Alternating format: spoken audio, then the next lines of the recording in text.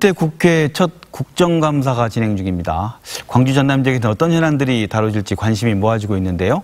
특히 이번 국감에서는 아시아 문화전당의 운영을 둘러싼 쟁점이 다뤄지고 있습니다. 이른바 아시아 문화 중심 도시 조성 특별법 개정안 발의로 인해 전당 현장 시찰까지 이뤄져 그동안 해법을 찾지 못한 아시아 문화전당의 정상화에 물꼬를 틀 수 있을지 기대가 됩니다. 오늘 김낙곤의 시사본색에서는 이 아시아 문화전당 정상화 해법에 대해서 이야기 나눠보겠습니다. 최근 아시아 문화전당 문화중심도시 조성에 관한 특별법 개정안을 발의하시고 국정감사에서 아시아 문화전당 문제를 집중적으로 다루고 있는 분입니다. 더불어민주당 이병훈 의원 만나보겠습니다. 안녕하십니까? 네, 안녕하십니까?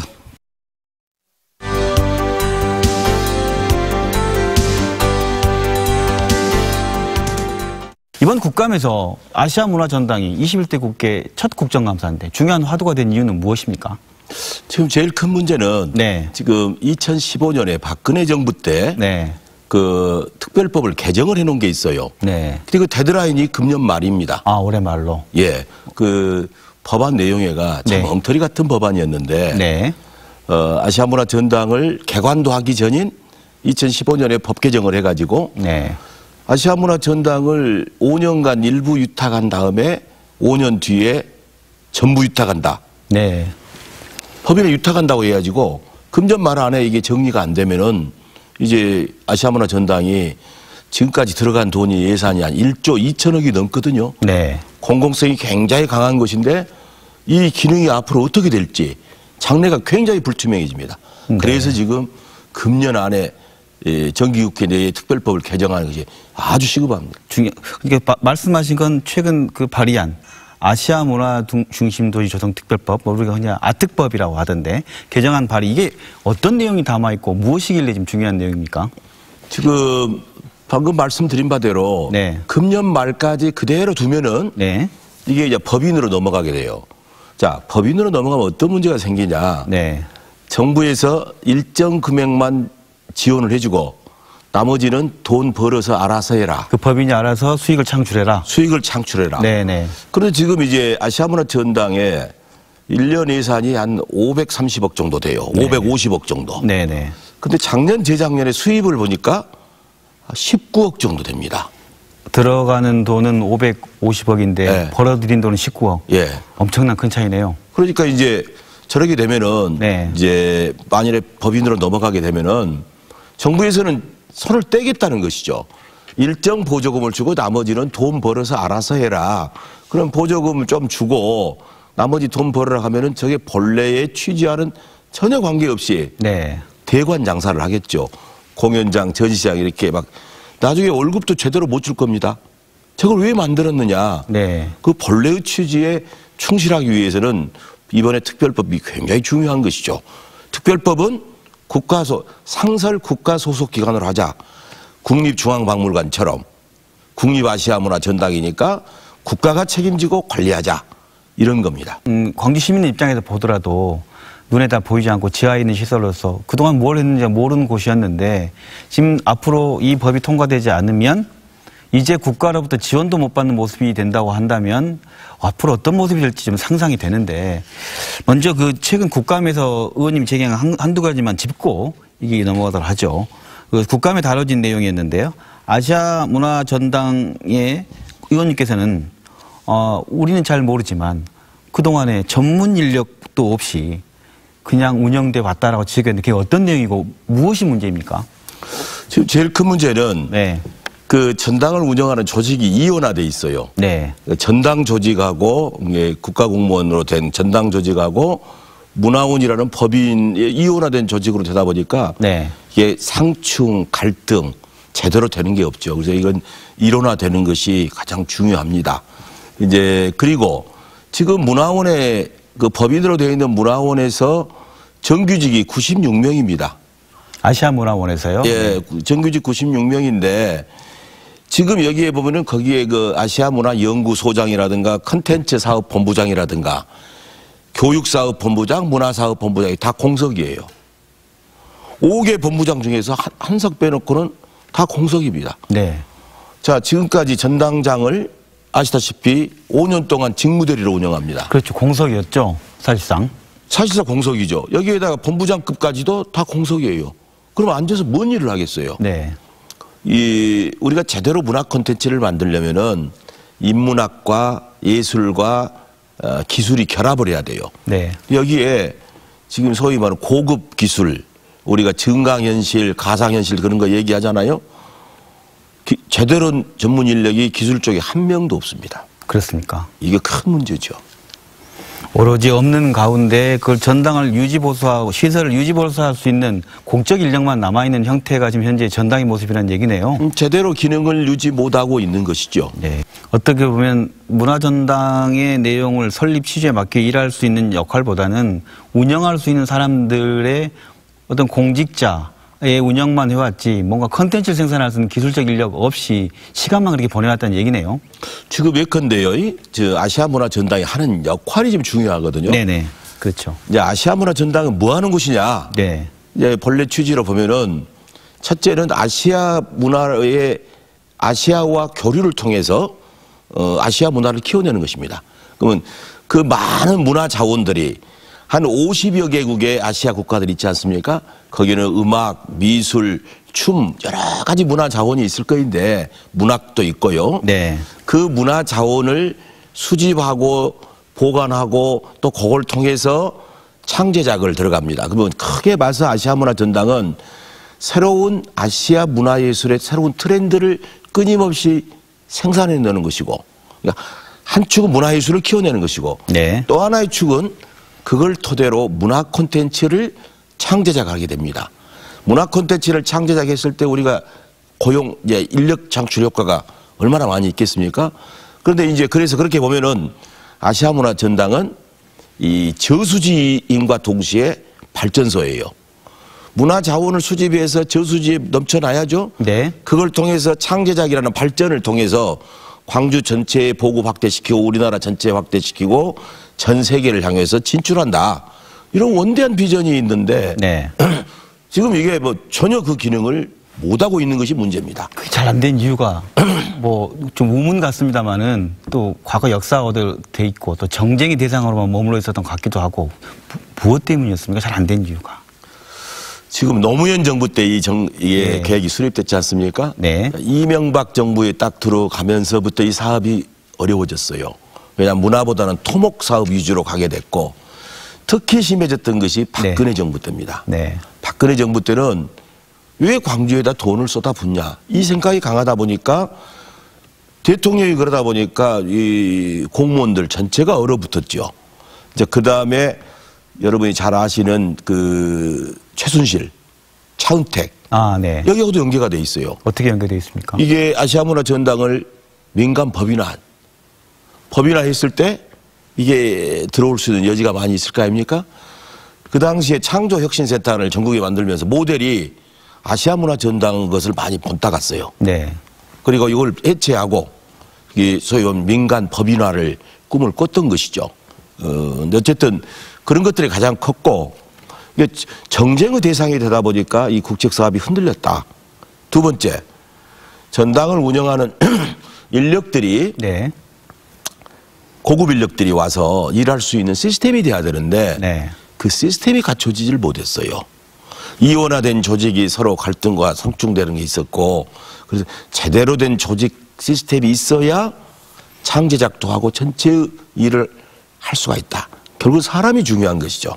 이게 제대로 갖춰지지 못했던 게 가장 큰 이유입니다. 고 노무현 대통령이 아시아 문화 전당 추진을 얘기하면서 저도 귀에 생생한데 그때 이랬거든요. 부산은 해양수도, 대전은 행정수도, 광주는 문화수도. 이게 출발이 돼서 이 문화전당 사업이 시작된 거 아니겠습니까? 그 노무현 대통령이 광주에 아시아 문화전당을 구상한 이유를 어떻게 해석하시고 좀 쉽게 설명해 주십시오.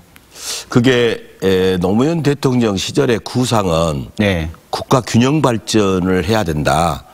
수도권에가 집중해갖고 이 나라의 장래가 어떻게 되겠느냐. 네. 지방을 키우자. 그래서 그러면 서울에 있는 국가 공무원들을 소위 말해서 지금 세종시 거기다가 이제 행정수도를 만들자. 네. 그리고 이제 광주는 문화가 세니까 문화수도를 만들자. 부산은 해양수도로 하자. 이런 구상을 가지고 추진하다가 아시다시피 유연 논란에 빠졌지 않습니까? 그래서 수도란 말을 못 쓰게 됐어요. 그래서 세종시도 행정 중심 복합도시가 됐고 광주는 아시아 문화 중심 도시 이런 표현으로 바꿔졌고 부산은 해양 수도가 아예 사라져 버렸죠. 그리고 두 개가 지금 살아서 움직이고 있는 건데 세종시는 이미 국가 공무원들이 이제 부처가 다 옮겨갔지 않습니까? 그리고 이제 광주는 아시아 문화 전당만 하는 게 아니라 광주 전체를 그 문화 수도 형태를 갖추려면은 광주 전역에 5대 문화권을 키워내자. 그러면 그 중심에는 아시아 문화 전당이 있지만은 동서남북 광산에도 전부 문화 권역을 키워나가자는 것이 계획이었습니다. 네네. 문화전당 하나만 만들자는 게 이 문화수도 아시아 문화중심도시 사업이 아니었단 말씀이신 거죠? 그렇죠. 네. 문화전당하고 나머지 광주 전체를 어떤 아시아나 전 세계가 보는 문화수도로 만드는 거기에 국가의 돈을 투입하는 그 사업이었다는 말씀이신 거죠? 그렇죠. 광주가 이제 아시아는 이제 이런 거 있지 않습니까? 우리가 서로 아시아 국가들은 전부 서구의 지배를 받았고 그 식민지 지배의 경험이 있고 또 민주화 운동을 해왔던 경험들이 있으니까 그런 공통 인식이 깔려 있다. 그러면 광주에다 멍석을 까는 것이죠. 문화를 통해서 멍석을 까놔서 아시아 국가 간의 문화를 교류해서 서로가 상생 발전하자. 이 모든 것의 중심에 광주가 있는 것이죠. 그러니까 그 사업이 말 그대로 광주의 사업이 아니라 국가의 사업이고 문화를 통해서 우리나라가 한 대학 도약하는 것에 대한 시범 사업을 해보려고 했던 건데 이게 이명박 박근혜 정부 들어서 그 사업이 위축되고 여기까지 왔는데 다시 이제 원점으로 돌아갔네요. 의원님께서 지금 아시아 아특법 개정안을 낸 것처럼 이대로 두면 이제 여기까지 위축돼 왔는데 이제 내년부터 국가 지원도 받지 못하는 상황에 놓이게 된 상황에서 다시 이 문제를 풀어야 된다는 시점에서 시작하신 거죠? 제일 먼저 선결 과제는 법률 개정부터 들어가야 됩니다. 법률 개정을 해서 당초 노무현 정부 때 만들었던 특별법의 정신을 살리자. 그것은 국가 정부 소속 기관으로 해서 공공성을 키우자. 이제 그래서 그걸 지금 5년 유탁한다는 걸 없애고 원래대로 국가 소속 기관으로 간다. 국립중앙박물관, 국립현대미술관 이렇게처럼 간다 이런 겁니다. 이제 그런 것이고 어떻게 저 조직을 잘 운영할 것이냐. 그건 좋은 콘텐츠를 만들어내려면은 좋은 인력이 그 일을 해야 되지 않겠습니까? 그러면 인력은 이렇게 될 겁니다. 지금 고용성과 안정성과 전문성을 확보하려면은 그게 정부 소속 기관을 하더라도 학예직 공무원 중심이 돼야 됩니다. 일반직 공무원들 갖고는 전문성이 약하기 때문에 연구 중심에 그 사례가 국립중앙박물관을 보시면 아실 거예요. 그런 걸로 해서 공공성에 관해서는 그렇게 가고 또 저기에서 이제 세월이 지나다 보면은 수익구조 모델이 지금은 어렵지만은 먼 훗날에는 나올 거 아닙니까?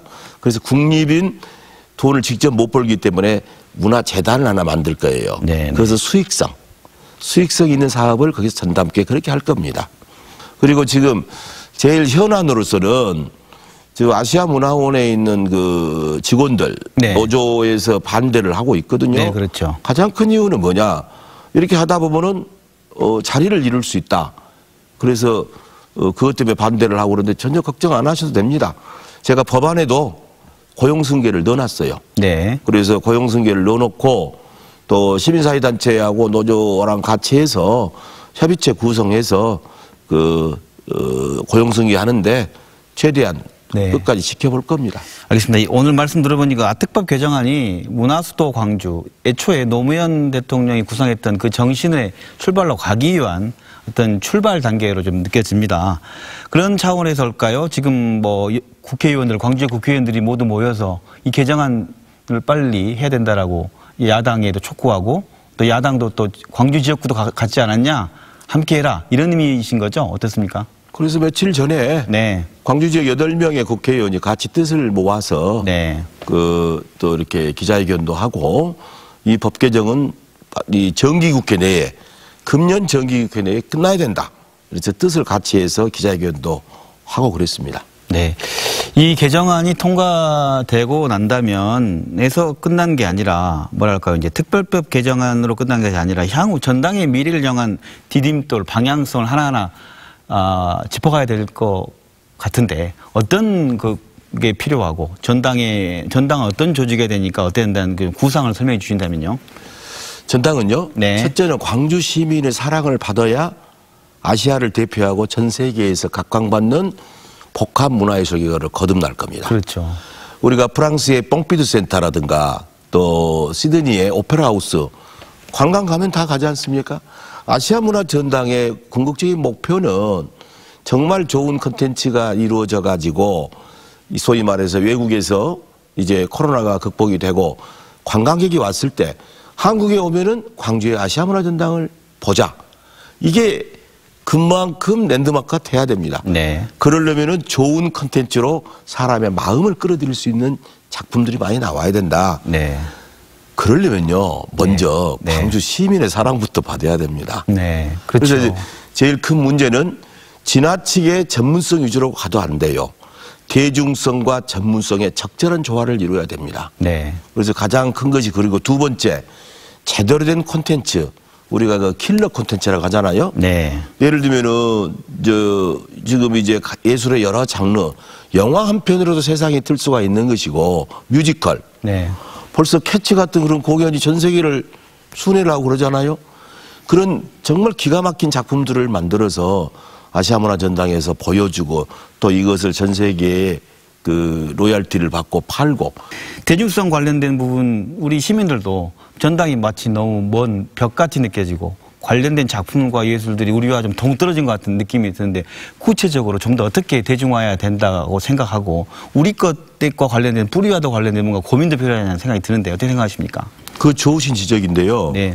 광주 시민들이 좀 이렇게 좀 그런 게 대해서 굉장히 불만스러워요.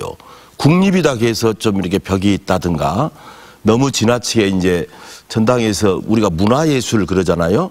예술은 굉장히 정제되고 전문가인데 너무 문화예술 중에서 예술에 집중이 돼 있고 예술 중에서도 컨템퍼러리 아트라고 현대예술 이런 거에 집중하는 경향이 있어요. 네네. 이거 좀 난해하지 않습니까?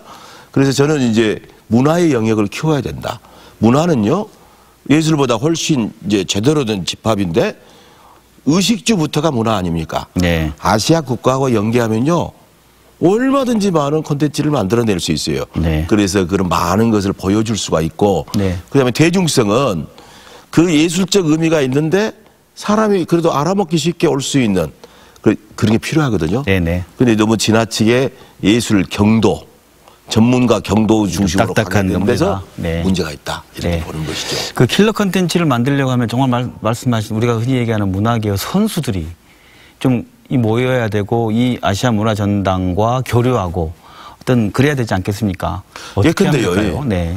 여기는 이제 5.18 마지막 항쟁지라는 역사적 의미도 있잖아요. 네. 그럼 5.18에 광주에 머무르지 않고 전국화 세계화하는 데는 문화예술의 기여도가 굉장히 클 수가 있습니다. 예컨대 세계적인 지금 뮤지컬의 미스 사이공, 그 다음에 오페라 나비 부인 같은 거 있잖아요. 베트남 전쟁을 가지고 그 작품을 만들었거든요. 네. 우리는 이 광주 현장에서 5.18이라는 역사적인 정말 사실을 가지고 있잖아요. 그런 작품을 얼마든지 만들어낼 수가 있다.